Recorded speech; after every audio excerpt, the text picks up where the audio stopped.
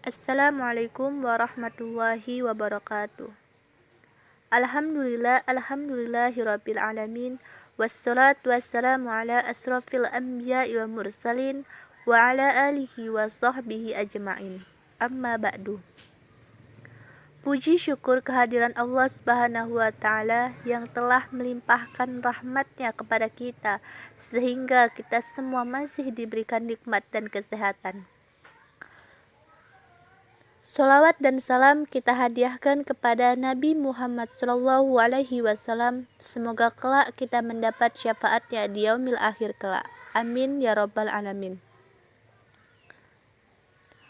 Pada kesempatan kali ini saya akan memberikan pengetahuan saya tentang keadilan.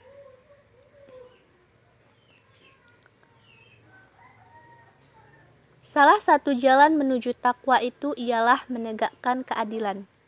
Seperti dalam Quran surah Al-Maidah ayat 8, yang artinya berlaku adillah karena adil itu lebih dekat kepada takwa. Allah Subhanahu wa taala memerintahkan kita untuk menegakkan keadilan seperti yang termaktub dalam firman-Nya, yaitu dalam surah An-Nahl ayat 90. Sesungguhnya Allah menyuruh kamu berlaku adil dan berbuat kebajikan, memberi kepada kaum kerabat, dan Allah melarang melakukan perbuatan keji, kemungkaran, dan permusuhan. Dia memberi pengajaran kepadamu agar kamu dapat mengambil pelajaran. Menegakkan keadilan dapat dilakukan oleh siapa saja, bukan hanya oleh hakim di pengadilan, polisi, jaksa, ataupun pejabat negara. Paling tidak, kita bisa dengan selalu berkata benar, memberitakan atau memberikan keterangan dan kesaksian yang benar dalam suatu perkara. Jangan hanya karena benci atau terlalu senang dengan seseorang, kita berlaku tidak jujur, berkata yang tidak benar, dan berbuat tidak adil. Apalagi menjadi saksi di pengadilan untuk suatu perkara yang dilakukan di bawah sumpah demi Allah. Sungguh besar dosanya jika memberikan keterangan yang tidak benar. Al-Quran menggunakan beberapa kata yang berbeda untuk makna keadilan, yaitu kata qist, mizan, haq, wasatoh, dan adl. Dari kesemua kata tersebut, dalam makna yang berbeda dapat ditujukan pada makna adil dan keadilan. Kata qist mengandung makna keadilan yang dikaitkan dengan kebenaran. Sepertinya juga kata haq, yaitu kebenaran yang juga dapat bermakna keadilan.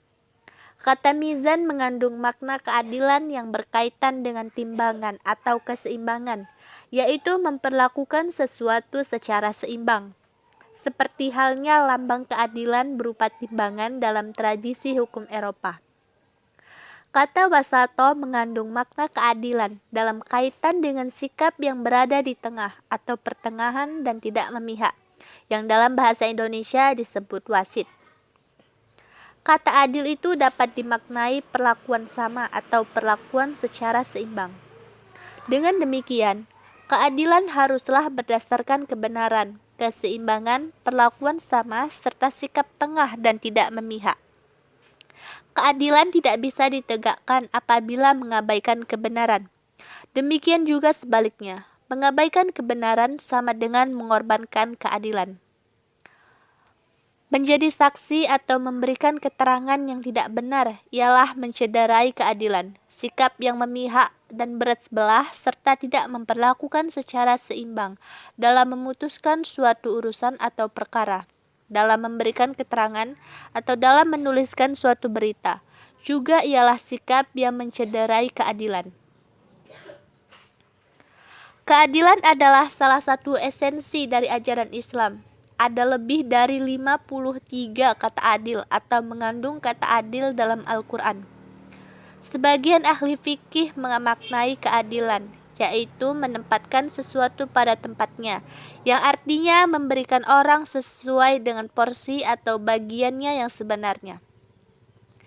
Dalam banyak ayat, Al-Quran menerangkan bahwa salah satu bentuk keadilan ialah keadilan terhadap Tuhan sebagai pencipta, yaitu dengan mengikuti jalan kebenaran dari Allah Subhanahu wa taala melalui wahyunya yang diturunkan kepada para nabi dan rasulnya. Allah Subhanahu wa taala mengutus para nabi dan rasul dengan membawa bukti-bukti yang nyata. Bersama mereka diturunkan kitab dan neraca atau mizan supaya manusia dapat menegakkan keadilan. Allah lah yang menurunkan Al-Quran dengan membawa kebenaran dan menurunkan keadilan. Menegakkan keadilan dalam hubungan antara sesama manusia harus dilakukan dengan hati yang bening dan bersih. Janganlah karena kebencian atau ketidaksukaan terhadap suatu kaum atau kelompok kita menjadi berlaku tidak adil. Allah mengingatkan kita dalam Al-Quran, Quran Surah Al-Ma'idah ayat 8. Hai orang-orang yang beriman, hendaklah kamu jadi orang-orang yang selalu menegakkan kebenaran karena Allah, menjadi saksi dengan adil, dan janganlah sekali-kali kebencianmu terhadap sesuatu kaum mendorong kamu untuk berlaku tidak adil. Berlaku adillah karena adil itu lebih dekat dengan takwa, dan bertakwalah kepada Allah. Sesungguhnya Allah itu Maha mengetahui apa yang kamu kerjakan. Allah pun mengingatkan agar kita tetap menjadi saksi yang adil dan berkata benar, walaupun terhadap diri sendiri, ibu atau bapak, atau keluarga dekat. Janganlah karena demi membela diri sendiri, ibu bapak, atau keluarga dekat, kita berbuat tidak adil terhadap orang lain dengan memberikan kesaksian yang tidak benar atau kesaksian palsu. Allah Subhanahu wa taala mengingatkan bahwa tindakan demikian ialah tindakan yang hanya mengikuti hawa nafsu. Sesungguhnya Allah itu Maha mengetahui sekecil apapun yang terpendam dalam hati kecil kita. Rasulullah Shallallahu alaihi wasallam telah mencontohkan bagaimana ketegasannya menegakkan keadilan walaupun terhadap putrinya sendiri. Dalam sebuah hadis yang diriwayatkan Imam Bukhari dan Muslim, suatu ketika, orang-orang Quraisy sangat mengkhawatirkan seorang wanita dari Bani Mahzumiyah yang tertangkap mencuri. Lalu orang-orang Quraisy berembuk, siapakah yang bisa melobi Rasulullah Shallallahu alaihi wasallam agar kepada wanita tersebut diberikan pengampunan. Lalu dipercayakanlah Usamah bin Zaid yang dianggap dekat dengan Rasulullah dan menyampaikan hal itu kepada beliau. Lalu Rasulullah bersabda, apakah kamu mau memintakan syafaat dalam hukum di antara hukum-hukum Allah? Kemudian Rasulullah berdiri berkhutbah dan bersabda, sesungguhnya yang merusak atau membinasakan orang-orang sebelum kalian adalah bahwa mereka dahulu apabila orang mulia di antara mereka yang mencuri, mereka membiarkannya. Tetapi kalau orang lemah di antara mereka yang mencuri, mereka menegakkan hukum atas orang tersebut. Demi Allah, seandainya Fatimah binti Muhammad mencuri, niscaya aku akan memotong tangannya. Dalam Islam melarang keras hukum yang tajam ke bawah, yaitu tajam dan berlaku penuh kepada orang-orang miskin dan kekurangan. Tetapi tumpul ke atas, yaitu tidak berlaku penuh kepada pejabat, pemegang kuasa, dan kaum kaya raya. Sungguh, kalau sudah terjadi hukum yang demikian, Rasulullah Shallallahu alaihi wasallam telah mengingatkan kepada kita semua bahwa tindakan demikianlah yang mengakibatkan hancurnya umat-umat terdahulu. Tindakan yang demikianlah yang mengakibatkan pemimpin jatuh dan tidak berharga. Tindakan demikianlah yang melahirkan air bah protes dan ketidakpercayaan kita kepada pemimpin. Bahkan dalam hubungan keperdataan di antara sesama manusia dalam hal utang piutang dalam jangka tertentu, Allah memerintahkan untuk menuliskannya dengan benar dan adil. Karena jika kita tidak dituliskan dengan benar dan adil, akan mudah lupa dan menimbulkan sengketa yang dapat melahirkan ketidakadilan dan tindakan zalim antara satu dengan yang lainnya.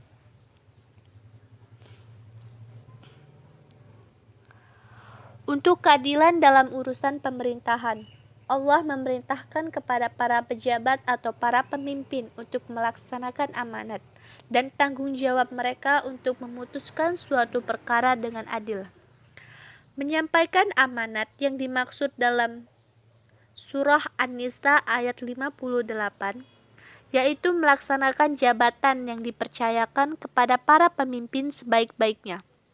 Allah memerintahkan untuk melaksanakan jabatan itu bagi kepentingan rakyat dan kepentingan publik. Memperlakukan secara sama terhadap semua penduduk yang dipimpinnya, tidak mengutamakan sebagiannya, dan meminggirkan yang lainnya.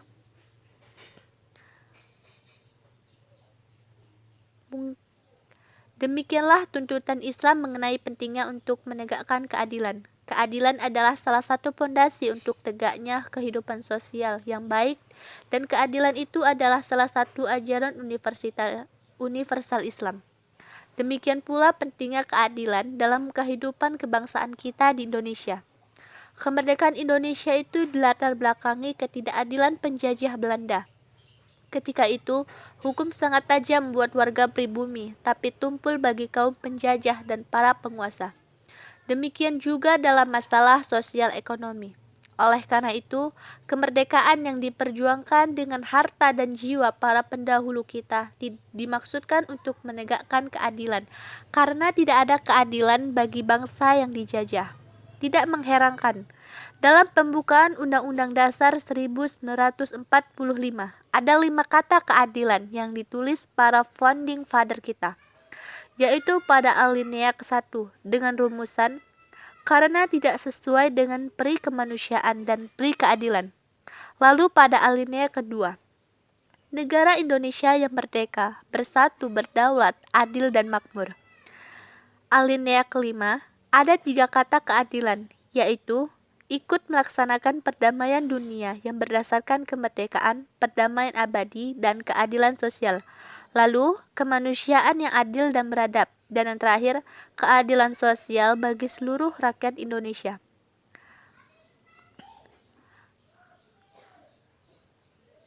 Keadilan dalam nilai Pancasila. Keadilan dalam nilai Pancasila ialah cita-cita kemerdekaan yang harus diwujudkan dalam kehidupan sosial dan kebangsaan kita.